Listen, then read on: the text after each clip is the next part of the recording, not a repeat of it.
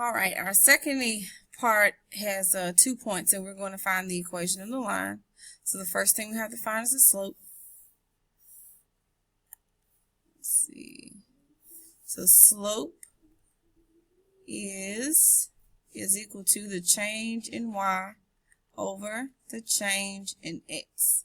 So again, how do I go from -5 to -5? Well, the answer is you add 0. Okay, because -5 plus 0 gives you -5. All right, that's your change in y.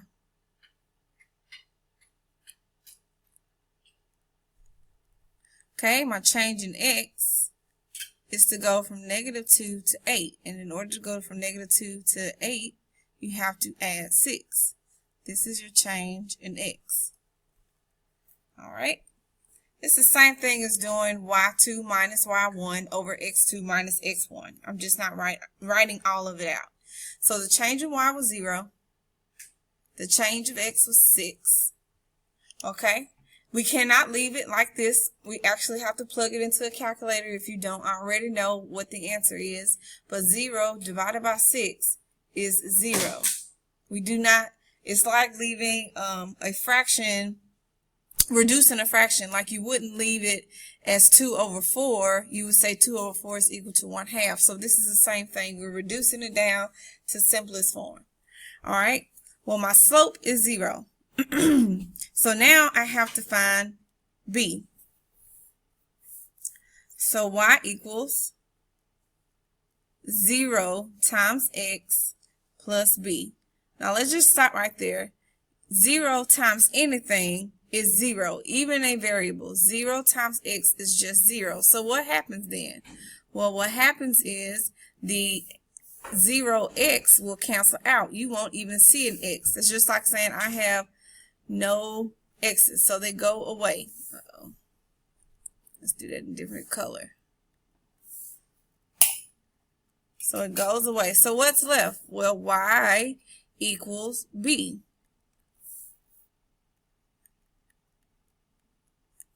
Okay, and I'm going to do the same thing I did for the previous problem. I'm going to take the first point, or you can take the second point as long as you use corresponding x and y. Okay, and since I have no x, I don't have to write the x. The only variable I need is my y value, which is -5. And I replace the y with -5, and -5 is my b. Which makes sense because if you look at both of the points, both pass through y at -5. Well, what does that mean when I go to write my equation? I still have to do it in y equals mx plus b form. Yes, you do. But here's what you write. Y equals, okay? And since we know that 0 times anything is 0 and it's no longer there, I write y is equal to b. Well, what's b? B is -5. So y equals -5. And this is this is still in slope intercept form, and it has a 0 slope because there is no number in front of x, if that makes sense. Okay. You might have to review that one a couple of times just to kind of get what we're trying to say there. All right, writing a linear function when I'm given function notation. Write a linear function f with the values f of 2 is equal to 18 and f of 6 is equal to 34. Well, if you remember f of x or function notation, f of x is equal to y. Or it's another way of saying another way to write f of x is y. So f of x must equal y. Well, what does this tell me? This tells me that the value that's in parentheses is my x value, and I'm plugging that in and getting an output. So I have an input that releases an output. I have an input that releases an output. Well, what is that really saying? I can take those x and y values that's given and write an ordered pair. So So f of 2 is equal to 18 is the same thing as saying 2, comma, 18. And f of 6 equals 34 is the same thing as saying 6, comma, 34. Okay, I can write an x and y pair. They're pairs. So let's build a table.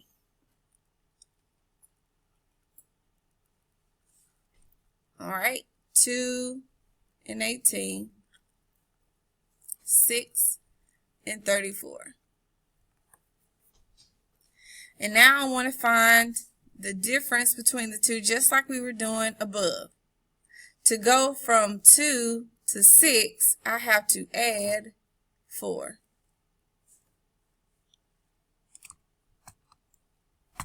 To go from 18 to 34, I have to do what? Go ahead and plug that in your calculator.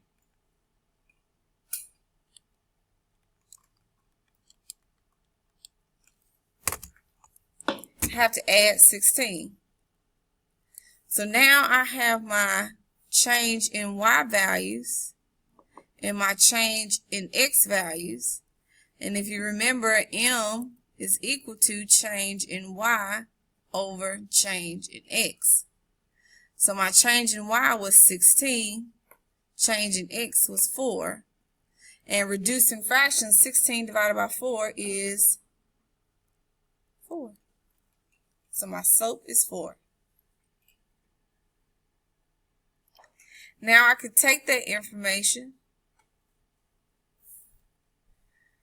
y is equal to 4x plus my unknown, which is b. I need to know b. Got to find my y-intercept. So I'm going to use this first point here for x and y. Y is 18. 18 is equal to 4 times 2 plus b. 18 is equal to 4 times 2 is 8. 8 plus b. And then to get b by itself, I have to use inverse operations. It's no more than solving equations. I have to subtract 8 from both sides. 18 minus 8 is 10. This cancels out, and I'm left with b. So what's my equation? Well, I got my slope, and I got my b. And I pretty much got the format here. All I needed was the b in this b spot. So my equation is y is equal to 4x plus 10. Okay. 4x plus 10.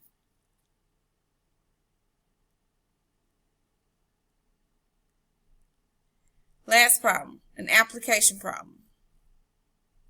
In other words, a real world situation. A recording studio charges $125 for 1 hour of studio time.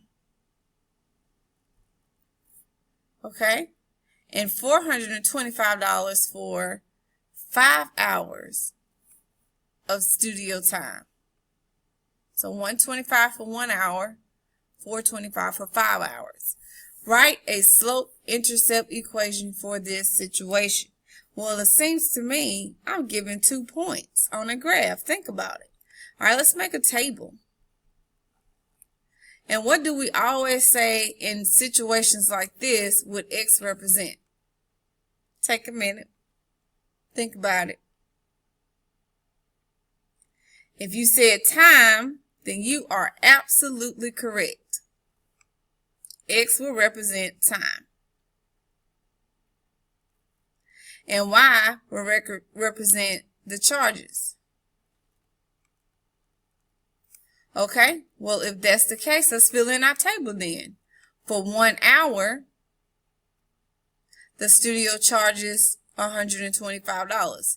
So think about it in terms of what has to happen first and then what comes out. I have to go to the studio first and then I pay my money. So I went for 1 hour, I paid $125.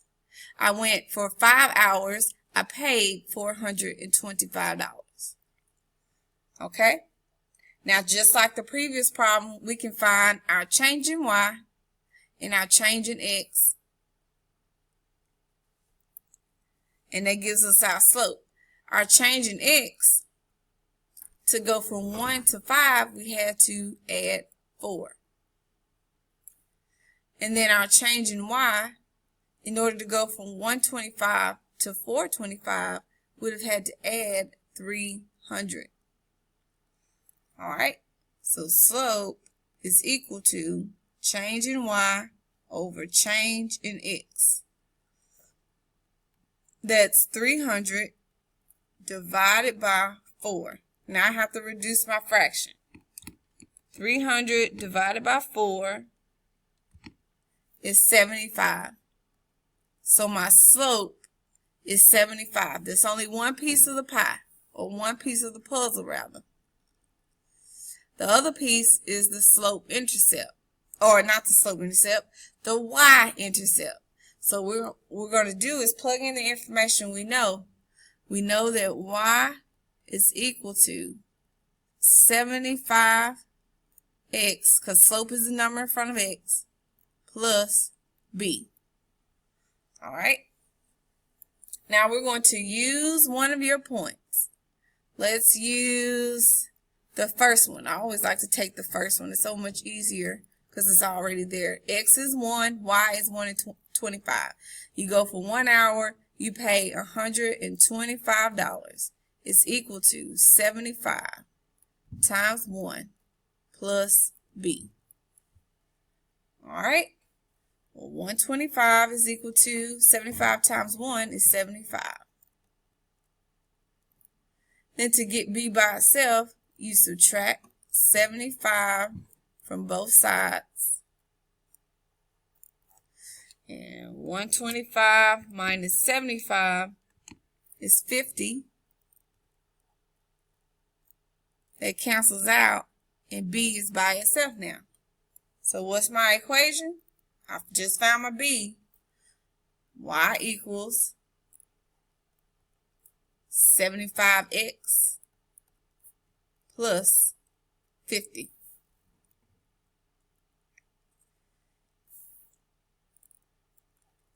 $75x plus 50.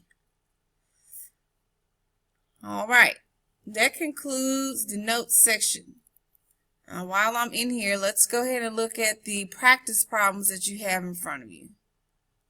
Well, I got a few minutes.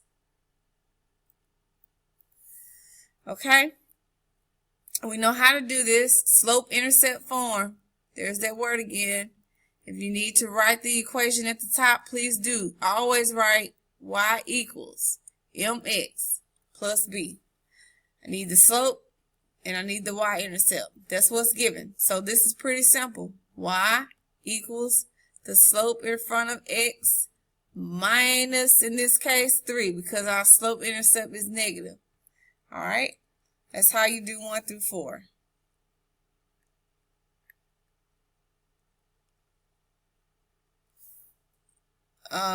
Number 5 is just like the practice problems. Find your change in y over change in x.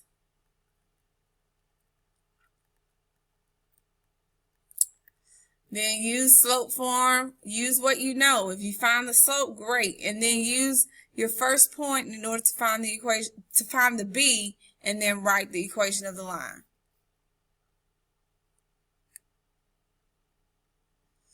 Remember, this is the same as saying f of x is equal to y. And out of that comes your ordered pair. Okay? Now that we established what that means, you can, just like 5 and 6, you can find the slope, and then you can find the b, and then you can write the equation of the line. And then with the graph, you have examples of that as well. Remember, the y-intercept crosses the y-axis, passes through the y-axis. It's that point. Well, that about wraps it up, guys. I'll see you when I get back. Have a great one.